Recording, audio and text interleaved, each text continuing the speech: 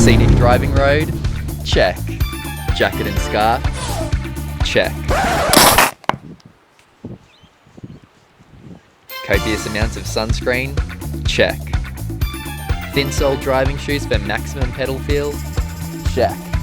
MX5? Check. And mate. Now we've got all the ingredients to a perfect Sydney day sorted, it is time to see if the MX5 is all it's quacked up to be. Ahead in this video, we head to Pie in the Sky to infiltrate a local car meet. I test out the MX5's practicality. Will it pass my berry and avocado smoothie test? We also test out the most efficient way of getting into an MX5. But before we get to all of that, it's time to see what this MX5 is like to drive.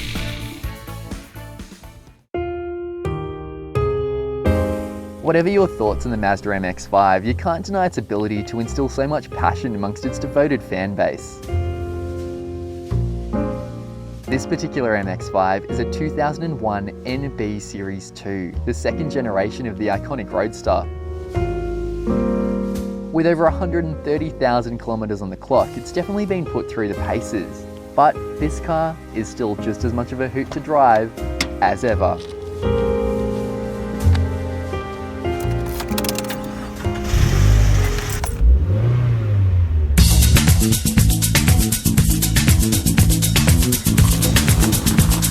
So let's chat about some of the good and also the less good aspects of driving an MX5. We're going to start with the positives. One, the seating position, it's really good. You sit really nice and low, you've got really good forward visibility. The pedal placement, the steering wheel, it's all really nicely positioned around you. The interior, it's really good. It's really well screwed together. For a 2001 car, there is not one rattle in this interior, which I'm pretty impressed about. In fact, it's also dated really well. I think it actually looks really nice.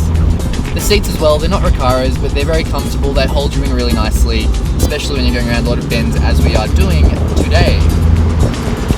Aside from the seating position, you've got this beautiful, beautiful gear shift. Really short throws, really notchy kind of gear shift action, very mechanical feeling. You can hear and feel the mechanics going on beneath you, which kind of makes you feel very one with the car. It feels like you're actually shifting gears compared to a lot of more artificial feeling gearboxes, which is really nice.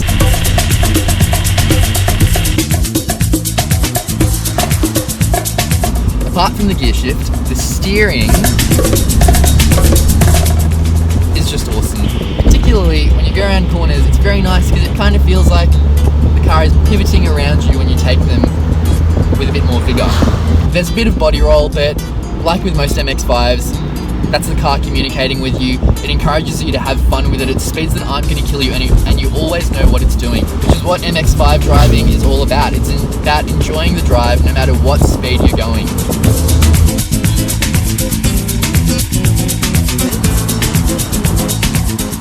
All this driving was making me hungry. It was now time for some pies. In the sky. Aside from embracing the diversity of the local hoon culture, we also happened to arrive at Pie in the Sky on the first Sunday of the month, which meant perfect timing for a local MX5 meet and a round of our favourite game, Spot the MX5.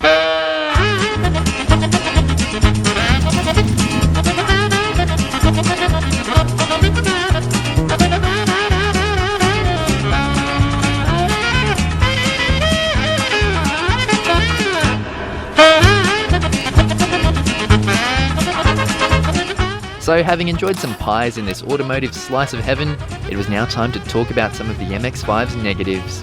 Did someone say the words good rear visibility? Because I sure didn't. Massive blind spot. Let's use the term boot loosely. Another downside is that you really need to be conscious of your music taste.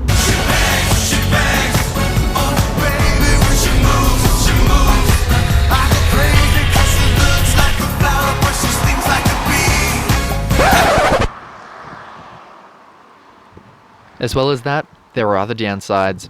So guys, I've just purchased this berry and avocado smoothie, and the deliciousness of the smoothie is quickly outweighed by the awkward cup holder placement. Luckily, I found a solution.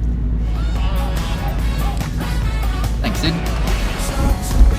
But you can really put all those negatives to the side because all of them pale in comparison to the main positive about this car. The best thing about the MX5 is that it's cheap, reliable, fun, no-frills motoring. Here I am driving with the wind in my hair, hearing the birds sing, I've got the sun in my face.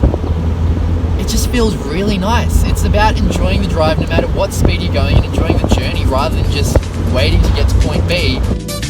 I think it's safe to say that the MX5 is definitely all it's quacked up to be. But before we drive off into the sunset and finish this review, there was one last question left to answer.